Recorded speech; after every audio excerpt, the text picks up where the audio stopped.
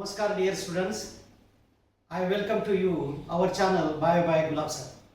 As a part of series of lectures, today's topic is Echinodermata. It is what we have taken in consideration that you should get all the videos in sequence. It should not be interrupted or discontinued with that sequence of phylum, so that you should not get delayed to understand in a sequence of evolution. So today's topic Echinodermata, as you know that Echinodermata, immediately when name is taken, that you can imagine about starfish, and you can imagine that starfish has 5 arms with spiny structure over it, and hence echino, that means echino matlab spiny, and dermata skin, so spiny skin, that is cover, and hence the name is Echinodermata. Now to understand that, I have that characteristic in a sequence, as we had been made a formula to write any 6 characteristics for each phylum. So it becomes easy then as we go through that formula, as first point has to be and always to be habitat. So here you see that first point is habitat, where they live. They are exclusively marine, that what in ocean or sea only, not in fresh water, and that is what the first point. Second point, they have organ system level of organization because they are diploblastic coelomate with radially symmetrical. That is what very important to understand. This is the group that all member you can see, they are radially symmetrical. We have already learned about coelentrates also. So coelentrate and Echinodermata, these are the 2 phylums, they are radially symmetrical. You have to remember this for together for NEET. If you did not remember and question asks one of the following group of phylums, they may give in combination that Platyhelminthes, Echinodermata, Mollusca, on.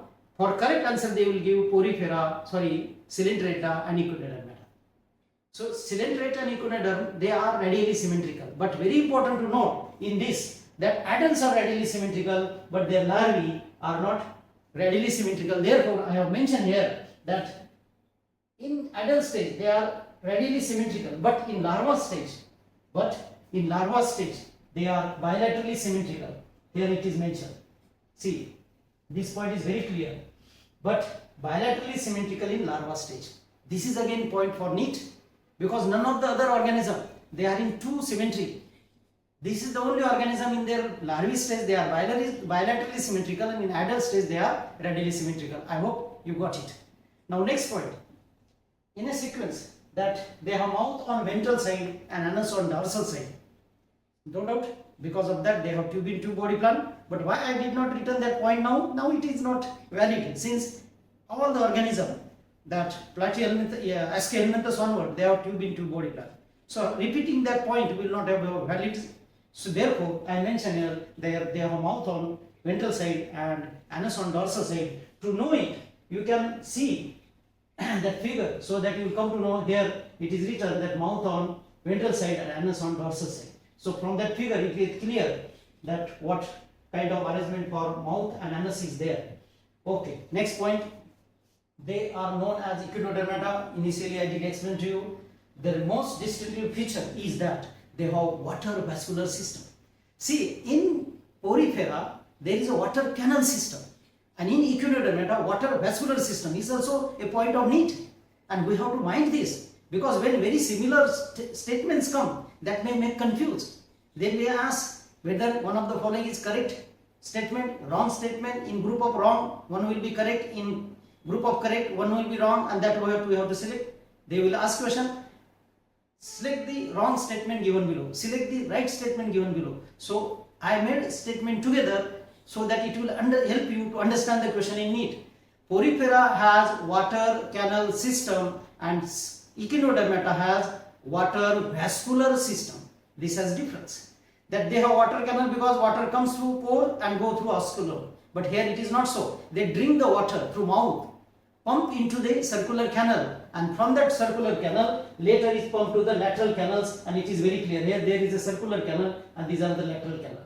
So through this you can understand that they have radial symmetry because they have arms, and that have lateral canals to push the blood through muscle contraction relaxation. Therefore it is called water vascular system. It is very clear to you. Next point in a series. See, here next point is that they have two parallel rows of tube feet. Yes, these tube feet are on ventral side of each arm. Here this diagram, I do select this diagram to understand. See, I expand it so that you can understand. So here I take here, see, these are the tube feet given here, rows of tube feet. They are on ventral side. What they do, that water which transfer through circular canal and lateral canal, later it is pumped through that feet to have the water dwelling on the or substratum, dwelling on the substratum, as well as they can easily swim by moving their arms and forcing that water through tube feet. So tube feet help them to have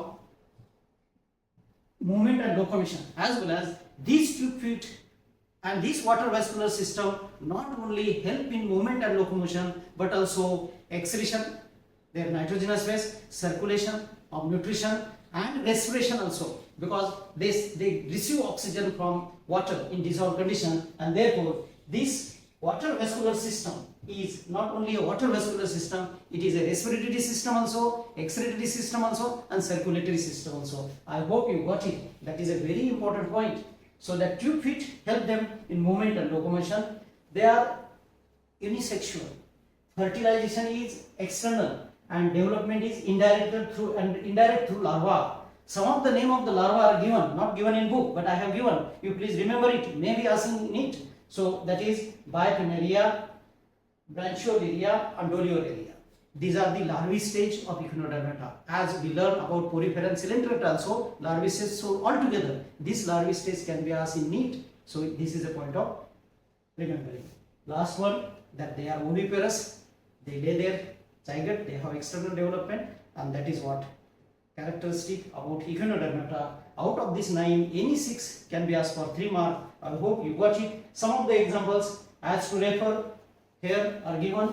This Asterias, that is starfish. So very clear to you that this is a starfish. Now here, this is what? Sea urchin. So please see there, this Echinus, nickname is sea urchin. Here this is sea lily. So here it clear that it is like a lily flower. Next one is Cucumberia, sea cucumber. See cucumber, how cucumber you see? ककड़ी, अपन ककड़ी बोलते हैं उसको.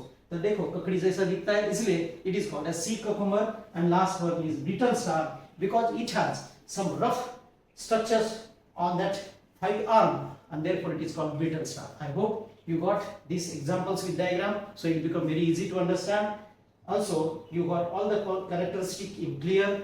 So in a series of the lectures, here we end Echinodermata, and I am happy that you are visiting our channel, liking our channel, even sharing our channel. This is your positive response for us, and I hope it will be continue. I am very lucky to have students like you to see my video and get knowledge thorough. So once again, I appeal if you are in doubt, you can ask in comment section, and if you are new, then please subscribe it.